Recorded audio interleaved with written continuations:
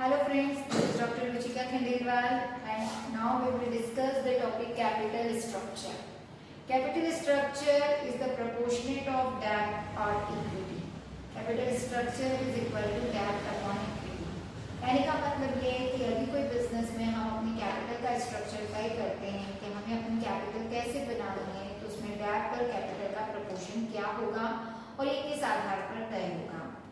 Mainly मैंने आपको बताया था कि जब भी कैपिटल स्ट्रक्चर डिसाइड किया जाता है तो दो इम्पॉर्टेंट फैक्टर्स काम करते हैं, कॉस्ट एंड रिस्क। आप जिस भी तरह से अपनी कैपिटल बना रहे हैं, चाहे आप शेयर्स के फॉर्म में बना रहे हैं, चाहे डिबेंचर्स के फॉर्म में बना रहे हैं, एक तो आपको ये देखना होता है कि उसकी कॉस्ट कितनी है और दूसरा उसमें रिस्क कितना है।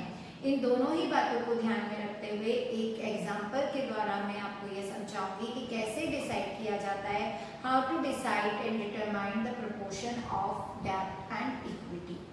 तो आइए हम देखते हैं फर्स्ट एग्जाम्पल। इस एग्जाम्पल में हमने अपना कैपिटल स्ट्रक्चर 50 लाख का डिसाइड किया। अब हमें ये सोचना है कि इस 50 लाख का फंड हमें इक्विटी फॉर्म में लेना है या डिबेंचर्स फॉर्म में लेना है, और हमारे बिजनेस की अर्निंग 7 लाख रुपीज होती है। अब मैंने आपके सामने ये तीन सिचुएशंस रखी है। इन तीन सिचुएशन में पहली सिचुएशंस में मैंने ये माना है कि मेरे पूरे 50 लाख रुपीज इक्विटी फॉर्म में है। देन सेकंड सिचुएशन में मैंने ये माना है कि 50 लाख रुपीज में से 10 लाख रुपीज मैं डेब्ट के फॉर्म में ले रही हूँ और 40 लाख मेरे इक्विटी फॉर्म में है। और थर्ड सिचुएशन में मैंने ये माना है कि 20 लाख मैं डेब्ट के फॉर्म में ले रही हूँ और बचे 30 लाख इक्विटी के फॉर्म में है। अब आप देखिए कि जब मैंने डेब्ट इक्विटी के तीनों प्रपोर्शन अलग अलग रखे हैं तो रिजल्ट क्या निकला। नंबर वन, फर्स्ट सिचुएशन में मैंने पूरा इक्विटी लिया, मतलब डेब्ट का कोई इंटरेस्ट नहीं लगेगा। सेकंड सिचुएशन में भाई डेब्ट है तो 10% इंटरेस्ट मुझे देना ही देना है, तो 1 लाख रुपीज यहाँ इंटरेस्ट लगा या 20 लाख का 2 लाख, तो मेरे पास अर्निंग बिफोर टैक्स बच गया 7 लाख, 6 लाख और 5 लाख। देन अब टैक्स लगेगा 30%, तो हमने तीनों का टैक्स 30% निकाल के माइनस कर दिया, तो अर्निंग आफ्टर टैक्स हमारा आया 4,90,000, 420 एंड 3,50,000। अर्निंग पर शेयर निकालेंगे। अर्निंग पर शेयर का फॉर्मूला होता है earning after tax divided by number of equity share. हमने 10 रुपए का एक शेयर माना है, तो पहली कंडीशन में हमने पूरी इक्विटी मानी तो 5 लाख शेयर, दूसरी में हमने 40 लाख को माना था तो 4 लाख, और तीसरी में हमने 30 लाख को माना था तो 3 लाख नंबर ऑफ शेयर्स। अब आप देखेंगे कि हमारा अर्निंग पर शेयर 0.98, 1.05 और 1.16 आया। इस सिचुएशंस को अगर आप कंपेयर करेंगे तो आप ये देखेंगे कि इस टेबल में हमें क्या पता पड़ रहा है कि situation 3 equity share holder get maximum return. Equity share holders को मैक्सिमम रिटर्न मिल रहा है, followed by situation 2 and at least situation 1, and it is proved that more debt bring more income for honoring their capital structure.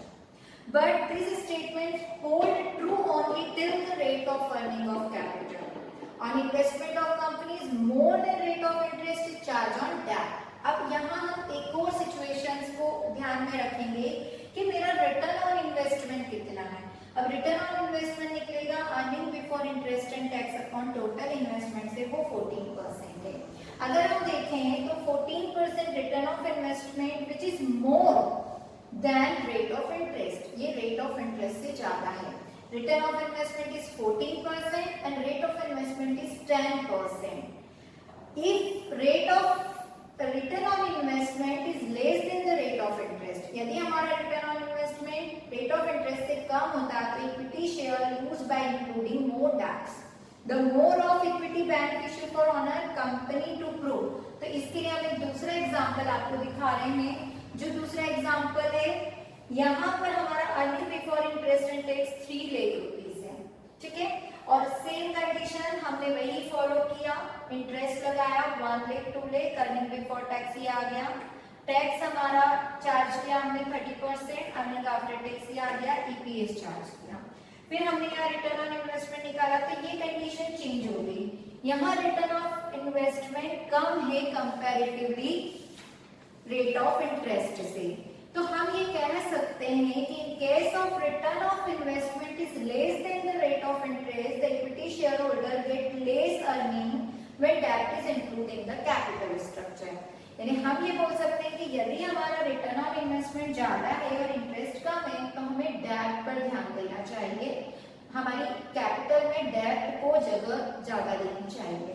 लेकिन अगर हमारा return on investment कम है और interest ज्यादा है तो हमारी इंटरेस्ट कॉस्ट ज्यादा होगी और हम रिटर्न ऑन इन्वेस्टमेंट पर ध्यान देना, मतलब इक्विटी को कंसीडर करना चाहिए।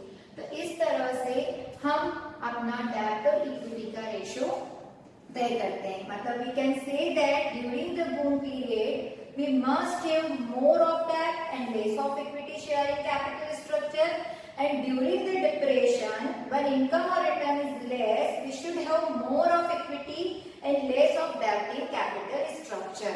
तो ओवरऑल इस तरह से हम अपने कैपिटल स्ट्रक्चर्स को डिसाइड करते हैं। आई होप आपको कैपिटल स्ट्रक्चर बहुत अच्छे से क्लियर हुआ होगा। यदि फिर भी कोई डाउट है या कोई क्वेरी है तो आप सजेशन बॉक्स में लिखना ना भूलें, मेरे चैनल को सब्सक्राइब करना ना भूलें। कैपिटल स्ट्रक्चर को कौन कौन से फैक्टर्स इन्फ्लुएंस करते हैं?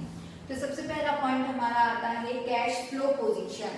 The decision related to composition of capital structure also depend upon the ability of business to generate cash flow. ये एक बहुत इंपॉर्टेंट बात होती है कि हमारे बिजनेस में कैश का फ्लो कैसा है, कितना कैश जनरेट हो रहा है। यहाँ पर जब हम डेट और इक्विटी की कैपिटल स्ट्रक्चर का डिसीजन लेते हैं तो यदि कंपनी के पास सफिशिएंट कैश होता है और सरप्लस में कैश रहता है तो वो प्रेफर करती है डेट इशू करना, क्योंकि वो अपनी लायबिलिटीज पूरी कर सकती है, जो इंटरेस्ट उसे पे करना है वो टाइम टू टाइम पे कर सकेगी क्योंकि उसके पास सरप्लस कैश है। लेकिन अगर कैश की शॉर्टेज होती है तो वो बियर करती है इक्विटीज, क्योंकि इक्विटी शेयर होल्डर्स के लिए उसकी लायबिलिटीज तभी बनती है जब बिजनेस में प्रॉफिट होता है, तो यहाँ डेट की लायबिलिटीज के लिए वो बाउंडेड नहीं होती।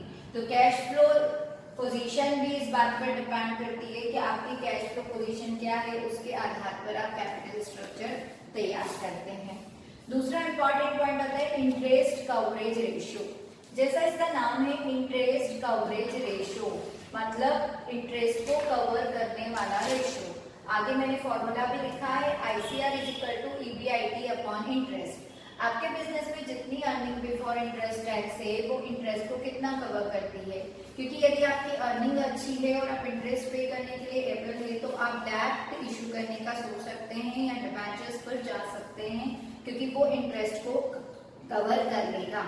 दैट मीन्स कहने का कि high interest coverage ratio means company have more of borrowed fund security, whereas lower interest coverage means less borrowed fund security। अगर ये हाई है तो आप ज्यादा बोरोड कर सकते हैं फंड को, और यदि ये कम है तो आप फंड बोरोड करने के बारे में ना सोचें।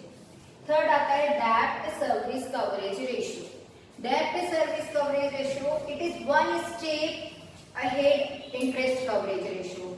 इंटरेस्ट कवरेज कवर करने में हमने देखा कि हम केवल इस बात पर ध्यान दे रहे हैं कि इंटरेस्ट कवर हो रहा है कि नहीं, लेकिन डेट सर्विस कवरेज रेशियो में हम इस बात पर ध्यान देंगे कि return of interest as well as principal repayment, मतलब इंटरेस्ट के साथ साथ हम प्रिंसिपल का भी भुगतान करने के काबिल है या नहीं। तो डेट सर्विस कवरेज रेशियो का फॉर्मूला होता है profit after tax plus depreciation plus interest plus non cash expenses return of divided by preferential dividend plus interest plus repayment obligation.